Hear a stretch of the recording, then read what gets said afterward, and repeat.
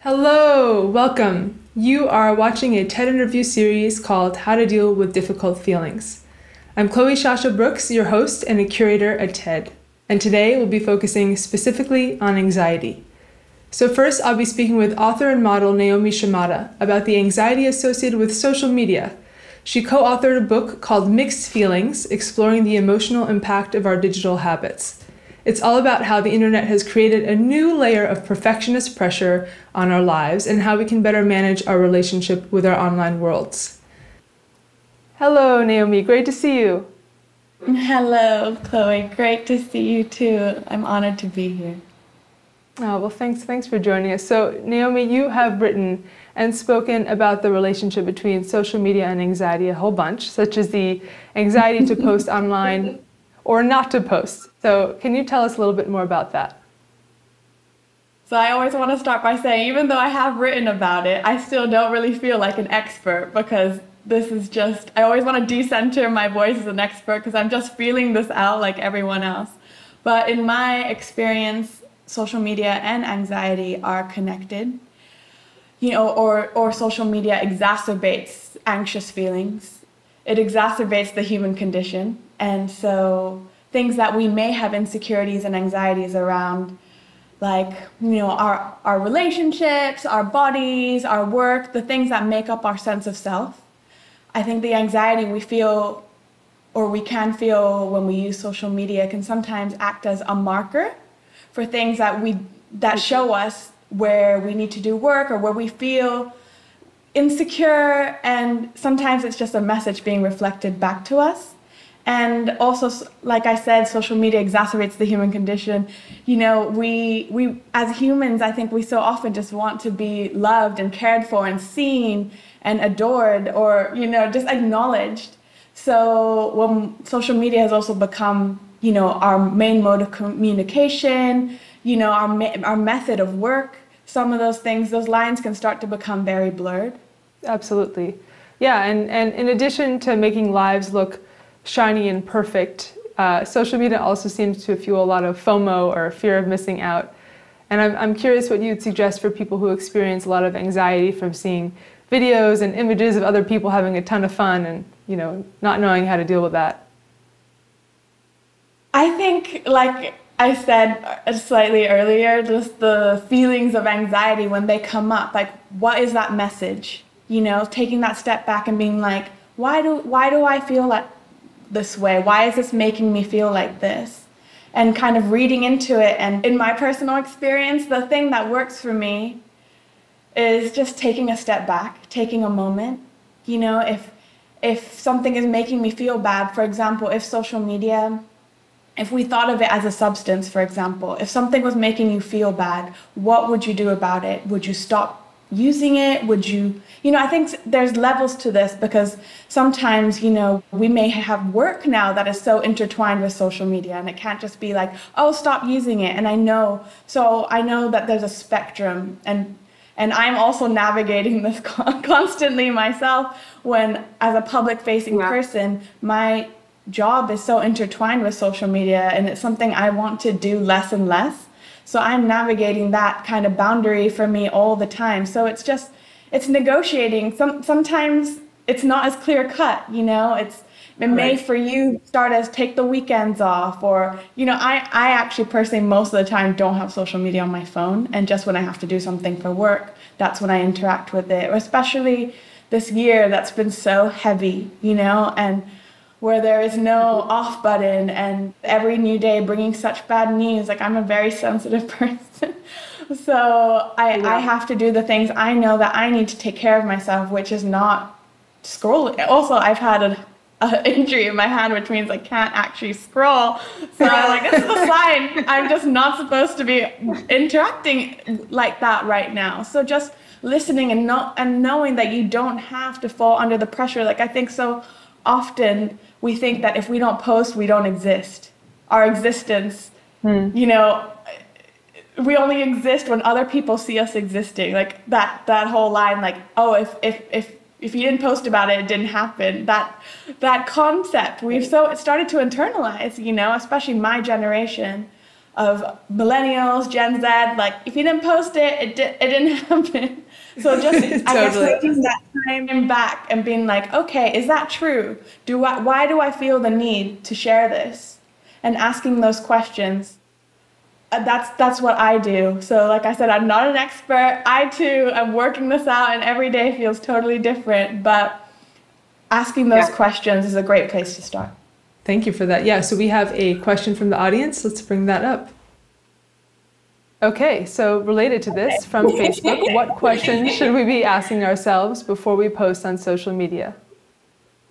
So I like to ask myself, like, why do I want to share this right now? Is this something, as a person that has grown up on the internet, on social media, you know, so often how I validated myself and my sense of self was posting something and people reacting to it. And I think that's just very murky territory. I think, like, you know, why do I feel the need to share this? Is this something that feels also private to me? You know, my opinion on whether, and I guess, you know, I have not the biggest social media following, but a social media following, that sometimes when I'm like, does that person, for me, like, does my family member want to be shown online, for example? Like, or is this a private moment? Or I think navigating, like, do I feel not good about myself right now, and is posting a picture of myself looking like hot or whatever the equivalent of, like, of looking really happy? I think sometimes, so often, we post about the things that we are yearning for, whether that's attention, love, craving. And I think there's deeper underlying messages behind posting sometimes, you know, and that it is a projection of the things that we want in our lives. Like, for example, posting photos of people you want better relationships with, or, you know, so there's a so big spectrum of experience. But for me, I just try to ask myself, like, why do I feel the need to make this public right now? Is this something that I'm proud, and it's no critique. This is really questions that are just to gauge where I'm at or where someone else is at with it. Mm-hmm. It's like, is this something that actually I just need to pay attention to in my own life privately, of like, this is something I should be working on or thinking about? Or there's just deeper questions about context, I think, that are important. Yeah.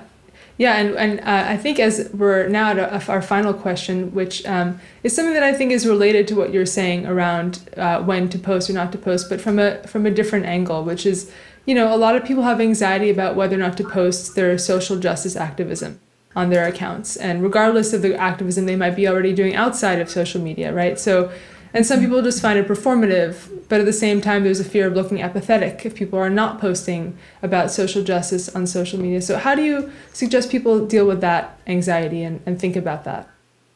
I mean, that's definitely an anxiety of our generation, right? Anxieties around posting about social justice. I think the big question here is asking ourselves, like, what am I doing in my own life? You know, and again, there is a spectrum, because there's a lot of people who are sharing a lot of important information via social media. So you have, like, organizers and then everybody else. But if you are, once again, you know, I can't speak for everybody, but just, I think it's, I read this quote by an activist, a lifetime organizer called Grace Lee Boggs, and she said that, you know, that a lot of times in our lives, we don't prioritize the importance of self-reflection and revolution. And I think, you know, we so care about optics. We don't want people to think that we are racist, sizist, sexist, etc. But to not create and redo this kind of harm in the world, we need to understand and really reflect on these systems that we've all internalized to some effect. So to understand, like, where am I on the spectrum? How do I benefit? All of these things actually really take time and deep, you know, self-reflection and work, and that kind of questioning, I think, is something that I find it helpful to be offline, because I'm like, otherwise I'm just listening to what everybody else is saying. You're like, are these my thoughts and my feelings, or am I just internalizing what other people are just shouting into the atmosphere and into the internet? I think, you know, there's moments where obviously a lot of the uprisings in June would not have happened if it wasn't for the information that was shared. And that action, of course, was so important. But I think there's different phases, you know, of like, and when it's just about shame and optics, that's not how we change the world. For us to change the world, we need to inhabit and act on these reflections. So I think there, again, once more questions to ask ourselves, like, do I just not want people to think that I do this? And often we are an echo chamber of the people who follow us and people we follow, right? So a lot of the times we're just sharing and shouting into the atmosphere of people who have the same ideals as us, you know, and that energy can be used in a different way. And also sometimes inhibits, I think, real harder conversations from happening. Because I think social media isn't often an intimate enough of a space to be able to ask each other questions that we're afraid to ask, or mistakes, or it's not favorable to making mistakes anymore, which is my critique and sadness about social media. You know, our biggest fear is being called out for something, but it doesn't, this call out culture sometimes, not always, I understand its role and place in society, and sometimes doesn't allow for us to have more engaged conversations around these systems that we've internalized. And we all make mistakes, and we all have to learn, and sometimes it doesn't allow for that to happen. Yeah.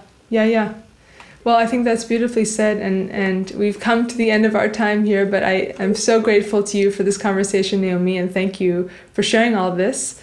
So I'll talk to you soon. Take care. Thank you, Chloe, and everyone. Much love.